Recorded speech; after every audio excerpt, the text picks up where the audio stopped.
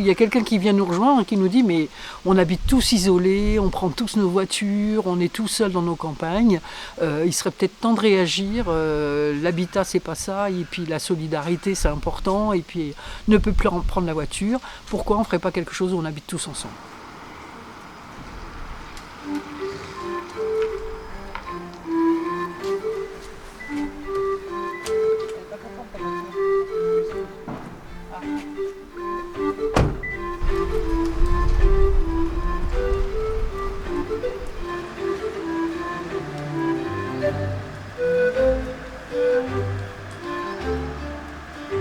Le Rhizome, ça a démarré en 2004. En fait, je venais juste d'arriver. Et donc, c'était un groupe de femmes qui avaient envie de valoriser leur place et la place de la femme et leur rôle dans les campagnes. Ça a commencé avec un collectif de femmes autour d'un projet de parole de femmes avec Marie Doria, qui est réalisatrice, vidéaste, et qui nous a invités à participer à un atelier de parole de femmes, qui a donné lieu à un film qui s'appelle « Le temps qui nous est donné ». Pour moi, l'être, c'était ce qu'il y avait de plus profond en moi et qu'il me semble que moi seule connaissais. Le paraître, c'était l'image que les autres avaient de moi, l'image que je voulais bien donner. On peut avoir un rôle, même avec un petit groupe comme ça, qui se voit le mardi soir, et encore pas toujours, et épisodiquement. On peut avoir ce rôle de provoquer des événements, de provoquer des rencontres, et de montrer qu'on est capable de faire des choses importantes. Et alors Nicole disait... Moi je disais qu'il y avait plusieurs degrés dans la façon d'être et plusieurs degrés dans la façon de paraître. Alors ensuite, que se passe-t-il ? Le groupe de femmes qui a été créé autour de ce projet-là a décidé de ne pas se quitter, de continuer et de mettre en place d'autres projets, et c'est là que le collectif Rhizome est né. Le Rhizome, il a commencé en 2016, je crois, à faire des petits projets dans les écoles, dans le village, à faire le jardin voyageur, la remorque jaune, juste pour créer la rencontre. En fait, à chaque fois, on va aller vers les gens, on va discuter et on va prendre du bon temps tous ensemble. Et puis, une fois qu'ils ont eu leur petit projet de fait, ils ont fait un peu le tour de Mareuil, mais qu'est-ce qu'on fait encore ? C'est l'idée d'une d'entre nous, c'est Marie-Louise qui a eu cette idée. Voilà. Et on a dit, top là, on y va. Et nous, on serait sur cette parcelle-là. D'accord. Ici, il y aura un grand parking qui a l'air d'être prévu par la mairie. Et vous, ça serait Nous, ça serait... Voilà, les ici. deux lots. Voilà. Messieurs, dames, l'habitat participatif à Mareuil, venez vous renseigner samedi à 17h à la salle des fêtes de Mareuil. Imaginez la vieillesse, la solitude, la dépendance, la fatigue, la maladie, l'oubli. Vous allez vous dire, c'est pas un beau programme, hein, c'est plutôt triste. On pourrait plutôt dire jeunesse, dynamisme, initiative, envie, santé. Et dans ce lieu, nous pouvons croire à l'intergénérationnel, nous pouvons vivre l'intergénérationnel. Ça a été sous forme d'atelier, on a d'abord parcouru le terrain, on a évalué des choses comme les cheminements, les limites, la disposition spatiale sur le terrain. Et après, dans un deuxième temps, on a examiné plus l'architecture, la qualité des logements, des parties communes. Et dans un troisième temps, on a fait une grande présentation de tout ce qui pouvait être technique, aussi bien les techniques de construction que les équipements, pour qu'ils puissent aussi faire des choix à ce sujet.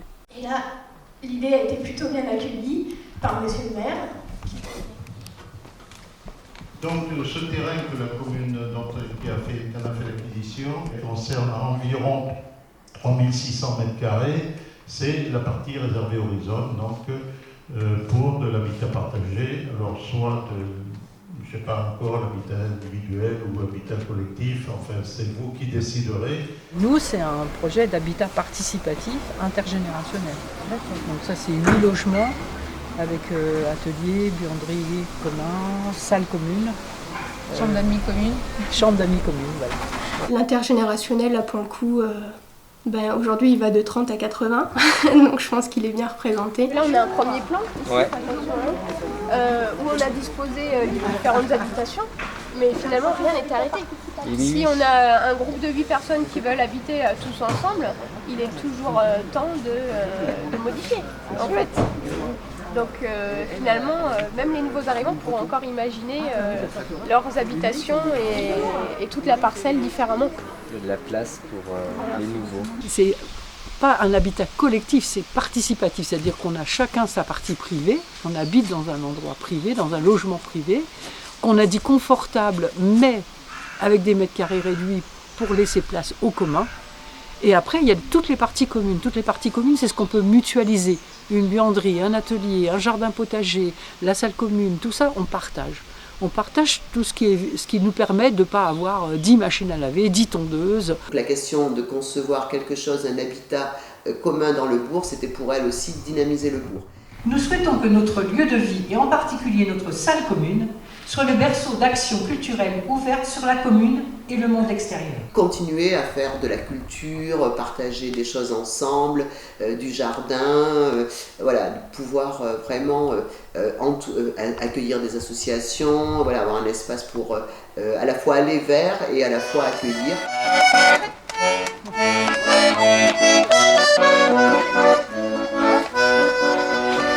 Ça tient pas.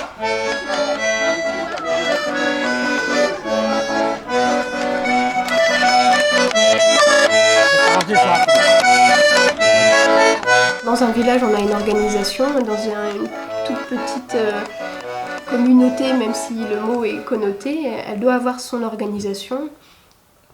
Ça fait partie des paramètres en fait, qui vont influencer le projet dans un sens ou dans un autre.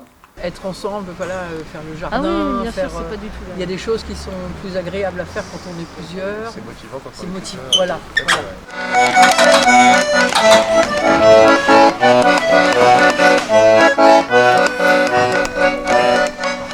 Bon, on a beaucoup travaillé sur l'effort d'écoute, l'effort de prise de parole, l'effort de trouver des consensus, mais c'est vrai que c'est apprendre à échanger sans juger l'autre, avec bienveillance. Réaliser ce projet d'habitat, c'est lui donner du sens dans une logique de solidarité et de partage. C'est profiter des expériences et des engagements de chacun. C'est être à l'écoute, être présent, s'entraider, s'accompagner. Il faut apprendre à se parler, il faut apprendre à échanger, il faut apprendre à construire ensemble et à se respecter les uns les autres.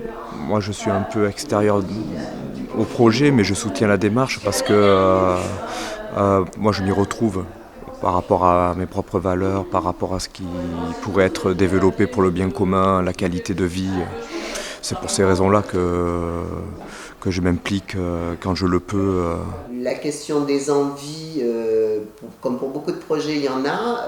La question de passer de l'envie à l'acte, il y a un engagement qui est quand même, qui nécessite une vraie implication dans ce projet et pas seulement avoir envie. Théoriquement, c'est beau, c'est logique, mais il faut le faire quand même. Et aujourd'hui, on rencontre bien ça, on le voit lors de nos présentations, tout le monde est intéressé, mais passer le pas, il faut une sacrée dose de courage.